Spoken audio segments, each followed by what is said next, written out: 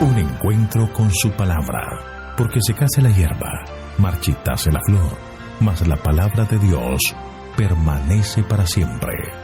Con ustedes, el doctor José Ricardo Arias Quintero.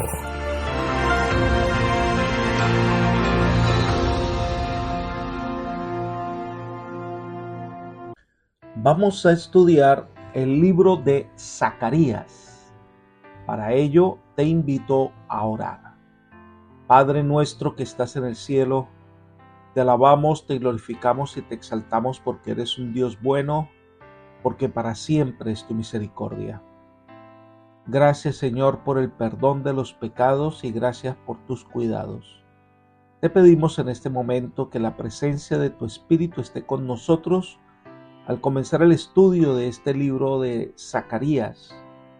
Te pedimos sabiduría, entendimiento para poder comprender el mensaje que tienes para nosotros.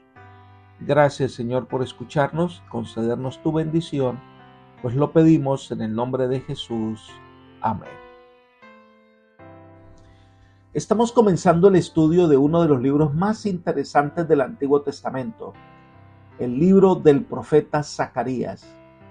El nombre de Zacarías viene del hebreo Secarayah, que significa Yahvé recuerda o Yahvé se ha acordado. Zacarías era un nombre común entre los judíos.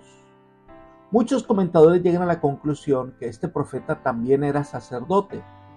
Además, Zacarías fue un profeta que nació en Babilonia.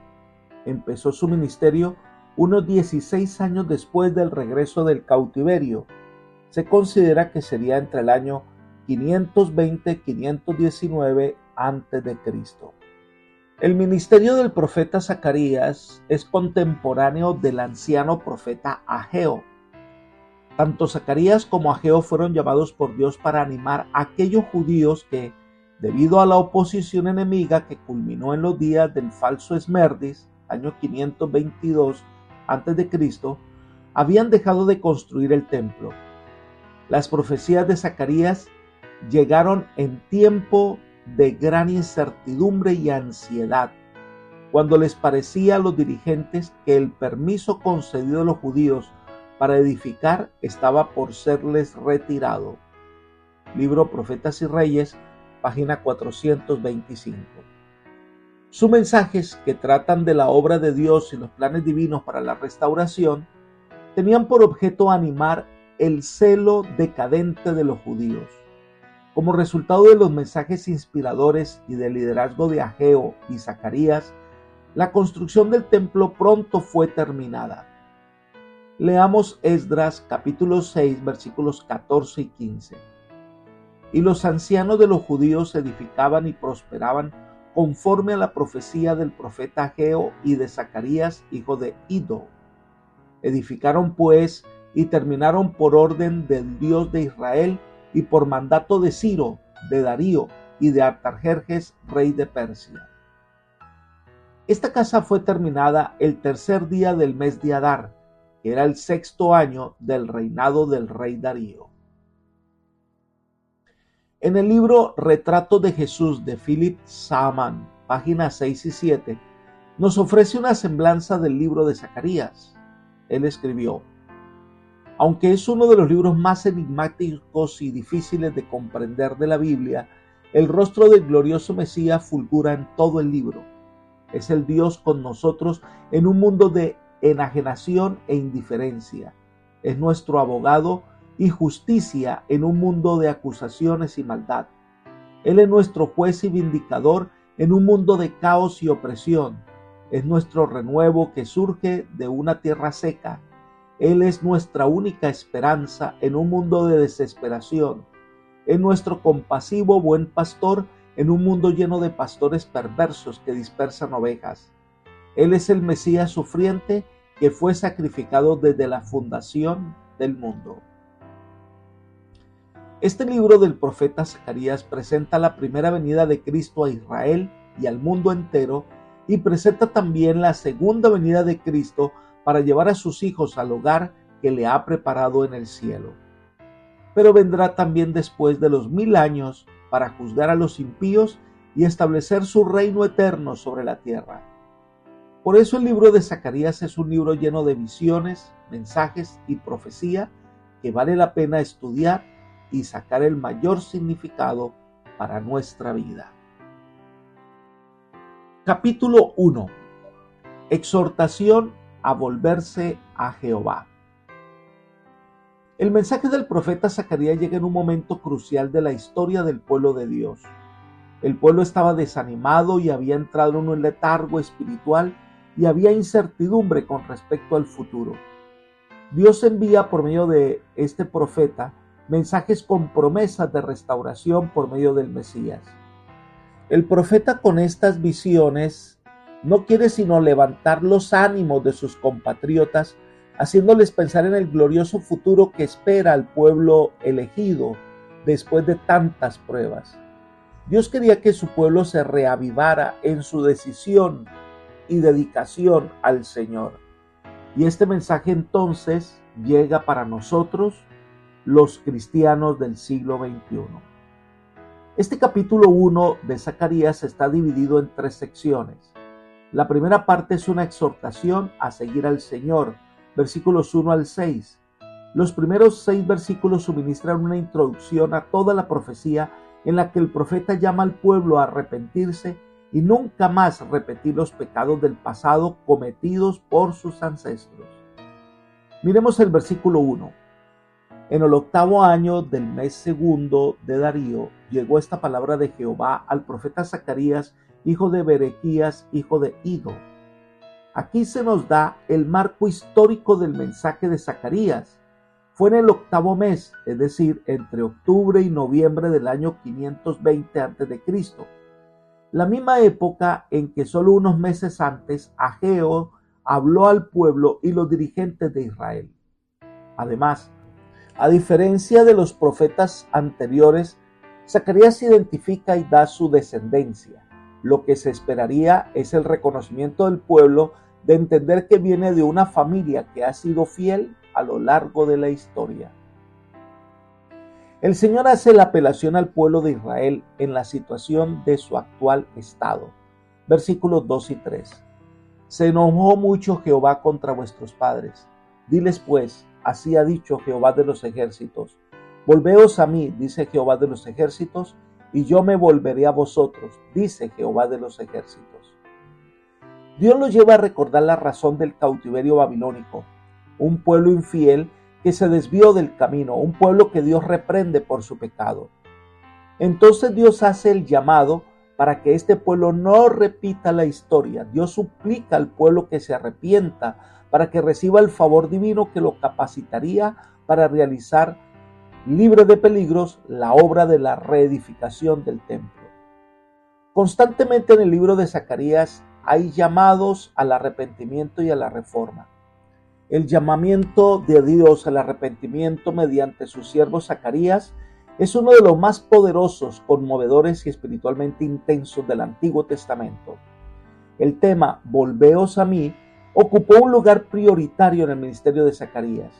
Dios quería restaurar su relación de pacto con su pueblo. El Señor quería primero el corazón.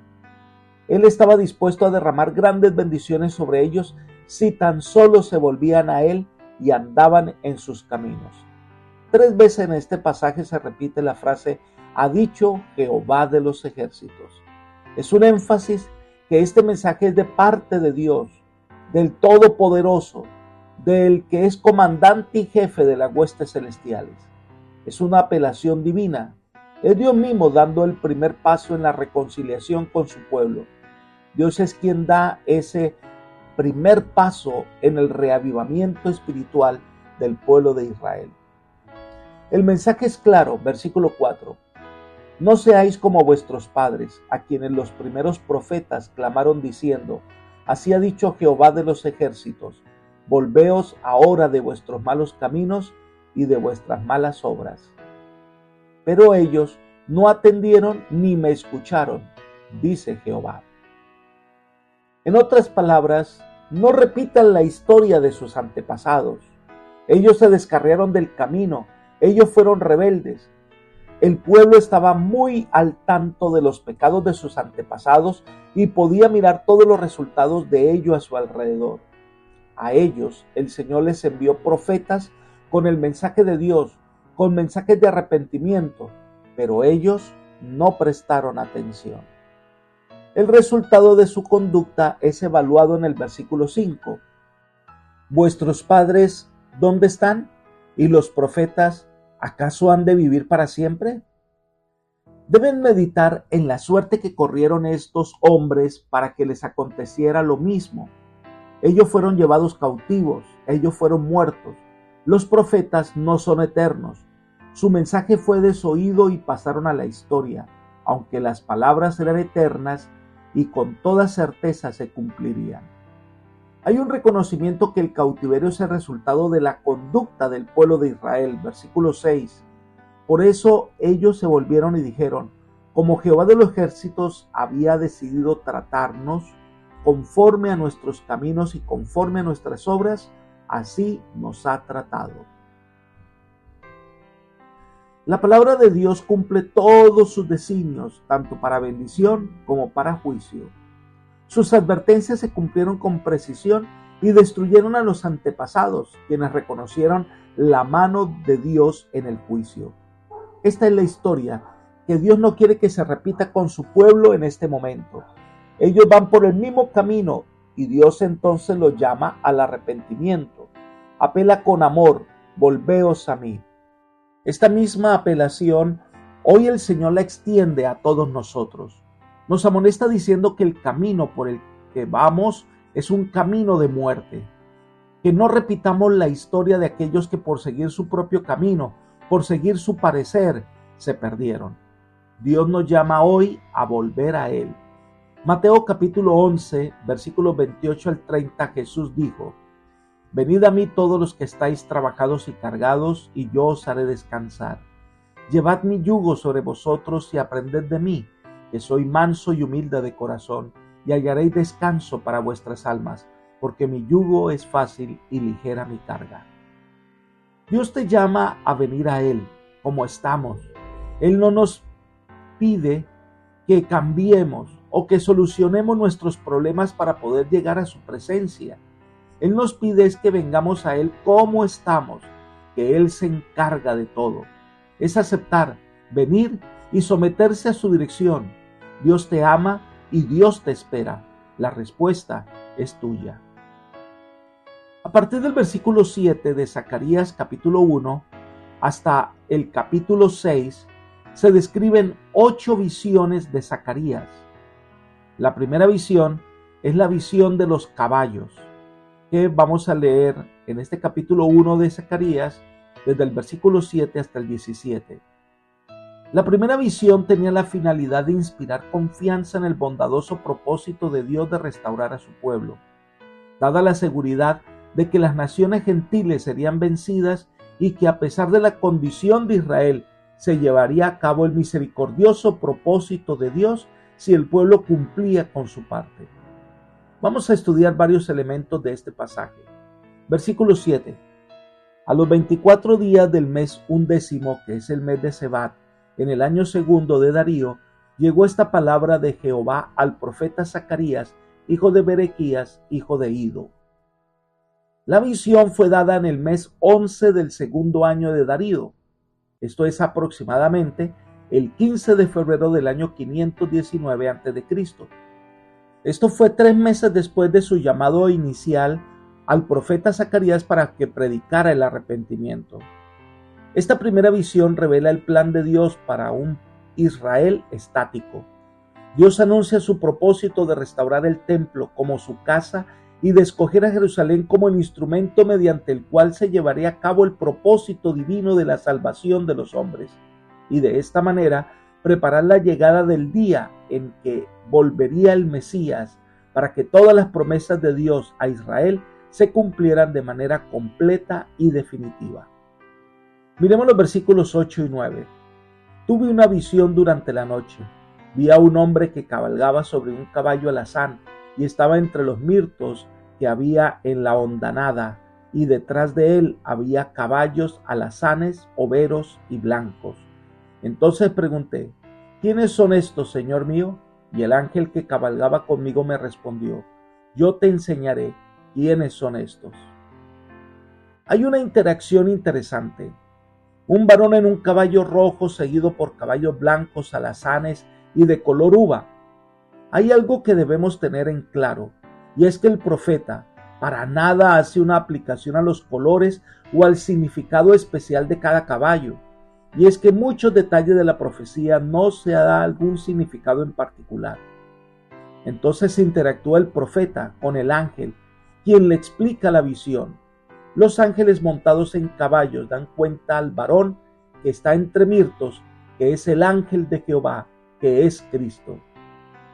Estos mensajeros vinieron a dar un reporte, versículos 10 y 11. Y el hombre que estaba entre los mirtos dijo: estos son los que Jehová ha enviado a recorrer la tierra. Entonces ellos hablaron a aquel ángel de Jehová que estaba entre los mirtos y le dijeron: hemos recorrido la tierra y hemos visto que toda la tierra está tranquila y en calma. Se presenta a estos mensajeros como quienes están dando un informe al gran gobernante del universo acerca de los asuntos de la tierra, especialmente de Israel como pueblo escogido de Dios, que sufría cautiverio y opresión de las naciones paganas circunvecinas. Ya han cumplido su misión y ahora están listos para informar. Lo que esto significa es: el programa de Dios parece estar paralizado. Las naciones no hacen nada para socorrer y ayudar al pueblo de Dios. Y parece que el decreto para reedificar el templo y Jerusalén en verdad está por ser anulado. Allí está el ángel de Jehová, que es una representación del Salvador, de Cristo Jesús, del gran gobernante del cielo. Al escuchar estas palabras, el gran mediador entre Dios y el hombre, Cristo, el ángel de Jehová, hace una reflexión. Versículo 12. El ángel de Jehová exclamó: Jehová de los ejércitos, ¿hasta cuándo no tendrás piedad de Jerusalén y de las ciudades de Judá, con las cuales has estado enojado por espacio de 70 años? El pueblo de Dios estaba inseguro y desalentado. El templo permanecía desolado, Jerusalén en ruinas. Los 70 años de cautiverio, predicho por Jeremías, están por cumplirse. Es hora de actuar en favor de su pueblo si éste cumple las condiciones que le han sido puestas, que es el arrepentimiento y el volver a Dios.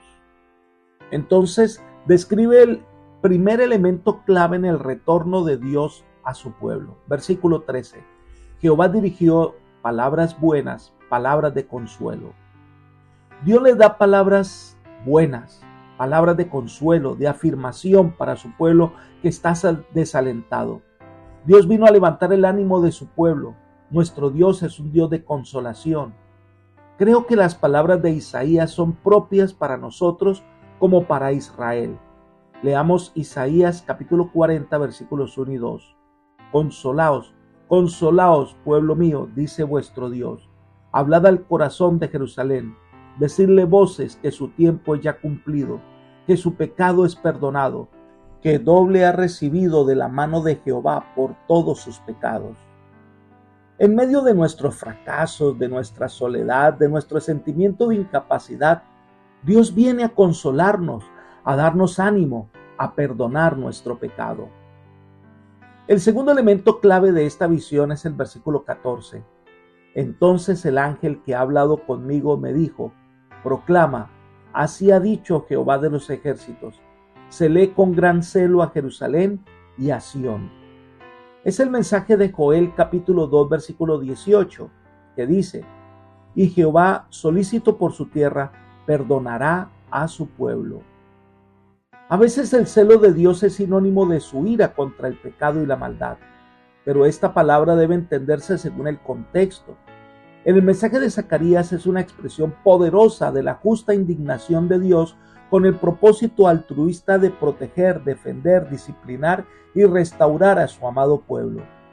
Dios ama a su pueblo errante, pero Él no está pasivo, mirando a su pueblo. Su amor es activo, actúa en favor de su pueblo. Dios se preocupa por nosotros y actúa en nuestro favor para salvarnos. El tercer elemento clave de esta visión lo leemos en el versículo 15. Pero siento gran ira contra las naciones despreocupadas, pues cuando yo estaba un poco enojado, ellos se aprovecharon para agravar el mal. La Biblia menciona la ira de Dios como una fuerte emoción de parte de Dios para que podamos entender la manera en que Dios reacciona contra la maldad. Dios aborrece el pecado, pero ama al pecador. Ahora, Dios estaba enojado contra las naciones paganas porque ellas se habían extralimitado contra el pueblo de Israel, habían ido más allá del propósito de Dios y pretendieron sojuzgar permanentemente a los israelitas. No entendieron que la intención de Dios era castigar por un tiempo y después mostrar compasión. El cuarto elemento clave de este pasaje está en el versículo 16 y 17. Por tanto, así ha dicho Jehová: me vuelvo a Jerusalén con misericordia, en ella será edificada mi casa, dice Jehová de los ejércitos, y la plomada será tendida sobre Jerusalén. Proclama también: así dice Jehová de los ejércitos, aún rebosarán mis ciudades con la abundancia del bien, aún consolará Jehová a Sión, aún escogerá a Jerusalén. La bondad de Dios, su entrañable amor por su pueblo, su compasión por el pecador, hizo que Dios vuelva a su pueblo. Es ese el amor de Dios que nos busca, es ese amor de Dios que se demuestra en su paciencia y compasión por el pecador, lo que nos motiva a volver a Dios. El apóstol Pablo nos muestra esta realidad en Romanos capítulo 2, versículo 4, donde dice: ¿o menospreciáis las riquezas de su benignidad, paciencia, longanimidad, ignorando que su benignidad te guía al arrepentimiento?